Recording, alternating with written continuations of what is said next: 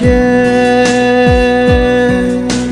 trái hoa xia cả lìa có chỉ ta vô hai phía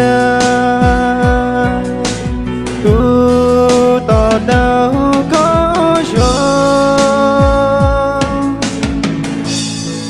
san chia cái kia có lu chia lu chỉ tao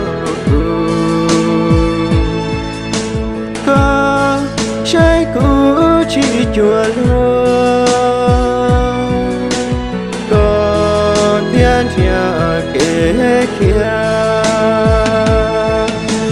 cho tôi sẽ cho chết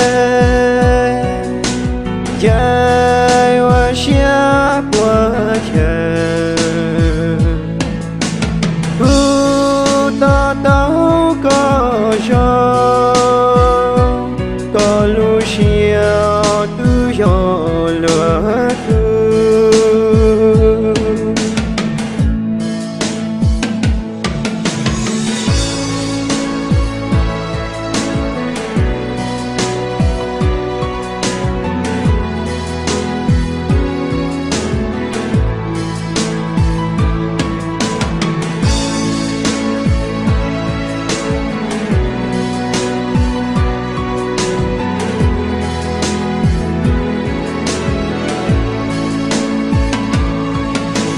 cho tôi sẽ cho chết